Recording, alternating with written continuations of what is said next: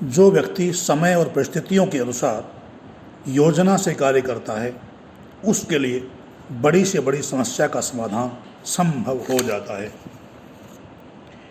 अच्छी बात कहने सुनने का अच्छा और बुरी बात का बुरा असर हमेशा पड़ता रहा है और पड़ता रहेगा। यदि आप अपने बच्चों को अच्छी सोसाइटी देना चाहते हैं तो अपने पास पड़ोस के बच्चों को ही अच्छे संस्कार देने का प्रयास करना होगा। हमारे द्वारा आपस में हो रही चर्चा को पास बैठे हुए हमारे बच्चे सुनते हैं तो छोटे बच्चों के दिमाग पर हमारी बातों का सीधा असर जरूर पड़ता है। बच्चे जो कुछ बड़ों के मुख से सुनते हैं उसे अपने मन में बैठा लेते हैं। धूर्त व्यक्ति का सहयोग लेने या देने वाले व्यक्ति को आखिर में पछताना पड़ता है। देश के नेताओं की नकारात्मक सोच का परिणाम पूरे देश को भुगतना पड़ता है। खुशहाली के लिए आवश्यक है कि हम नकारात्मक विचारों को न आने दें। परस्पर बातचीत में सावधानी बहुत जरूरी है। चर्चा केवल आलोचनात्मक न होकर सुधारात्मक भी होनी चाहिए।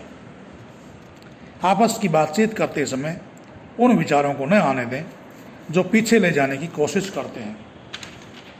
जिस समाज में गलत काम करने वालों को रोकने टोकने वाले न हों तथा ठीक काम करने वालों को प्रोत्साहन देने वाले न हों, वह समाज शीघ्र ही नष्ट हो जाता है। किसी प्रकार के लालच में आकर कभी भी धूर्त व्यक्ति को न तो सहयोग देना चाहिए और न ही उसका सहयोग लेना चाहिए। अपनी समस्याओं का धैर्यपूर्वक स्वयं ही निवारण करने का प्रयास करना चाहिए। उपयोगी कार्य को पूरे उत्साह व लगन के साथ करना चाहिए। सुखी जीवन के लिए अपने निजी स्वार्थ से ऊपर उठना आवश्यक है। बच्चों के सामने अभिभावकों को ऐसे कोई बात या कहावतें नहीं कहनी चाहिए जिससे उनके कोमल मन पर बुरा असर पड़े। जिन घरों में लोग आपस में आत्मविश्वास से भरी बातें करते हैं वहाँ बच्चों का दिमाग सकारात्मक सोच धारण कर लेता है। जिन घरों में निराशा भरी नकारात्मक बातें सुनने को मिलती हैं वहाँ बच्चों की सोच भी नकारात्मक ही हो जाती है। बड़ों की बातें सुन सुनकर बच्चों की सोच नकारात्मक होती जा रही है, जिसके भयंकर परिणाम प्रतिदिन के जीवन में देखने सुनने को मिल रहे हैं। परिवार के किसी एक सदस्य की सोच नकारात्मक हो जाए तो उसका परिणाम पूरे परिवार को भुगतना पड़ता है। देश में एक तरफ तो पढ़े लिखे बेरोजगारों की कमी नहीं है तो दूसरी तरफ शिक्षालयों में अध्यापकों की कमी है। भारत के लोग अनेक समस्याओं से ग्रस्त हैं, परंतु विडंबना यह है कि अपनी समस्याओं के वास्तविक कारणों को समझने और समस्याओं का समाधान खोजने या विचार विमर्श के लिए उनके पास समय नहीं है। लोग निराशा के शिकार हैं। समाज में बदलाव तो चाहते हैं किंतु बदलाव की प्रक्रिया में भागीदार बनने की हिम्मत नहीं जुटा पाते। आज का मनुष्य केवल वही बात सुनना पसंद करता है जो उसे अच्छी लगती है। आज का मनुष्य स्वयं को उपेक्षित महसूस कर रहा है, तनाव से घिरा है, हैरान परेशान है, परंतु इन सब का कारण जानकर उपाय नहीं करना चाहता। भारतवासियों ने जब समझ लिया कि हमारी समस्या की जड़ अंग्रेजी शासन है तो उन्होंने अंग्रेज़ों को भारत से बाहर निकालने हेतु संघर्ष किया। परिणामतः अंग्रेज़ों को भारत छोड़कर जाना पड़ा।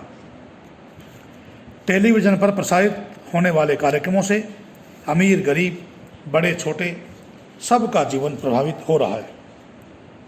युवा पीढ़ी जिस पर घर परिवार चलाने की जिम्मेदारी है वह कुंठाग्रस्त हो चुकी है। आज की युवा पीढ़ी ने अपनी इच्छाओं को इतना बढ़ा लिया है कि उनके हाथ में कितना भी रुपया आ जाए उसकी बढ़ी हुई असीमित इच्छाओं की पूर्ति संभव ही नहीं है। आज भारत माता आज़ाद होकर भी गुलामी का जीवन जी रही है क्योंकि देश के नेताओं व युवकों के दिमाग पर अंग्रेजियत का भूत सवार हो गया है। भौतिकवाद की अंधी दौड़ ने मनुष्य की जीवन शैली को बदल कर रख दिया है। टेलीविज़न पर प्रसारित होने वाले कार्यक्रमों में मनोरंजन को अत्यधिक महत्व दिया जा रहा है, जबकि मनोरंजन मनुष्य जीवन का उद्देश्य नहीं है। आज के दिशाहीन समाज को सही रास्ते पर लाना कठिन तो अवश्य, पर असंभव नहीं। मनुष्य को परेशानी के वास्तविक कारण को जानने, समझने और परेशानी का समाधान खोजने के लिए कुछ समय तो पढ़ने व जानने के लिए निकालना ही होगा। दूसरों से अपनी तुलना करते समय व्यक्ति दूसरों जैसा बनने की सोचने लगता है, परंतु इस बात को भूल जाता है कि वह स्वयं क्या है। दूसरों से तुलना करना और दूसरों जैसा बनने की कोशिश छोड़कर ये देखना शुरू करें कि हम स्वयं क्या बन सकते हैं। अपनी रुचि, सामर्थ्य और परिस्थितियों के अनुसार जो आप बन सकते हैं वही बनने का प्रयास करें। विकास की गति कितनी भी धीमी क्यों ना हो, हमें सफल एवं सुखी जीवन जीने का अवसर वही देगी।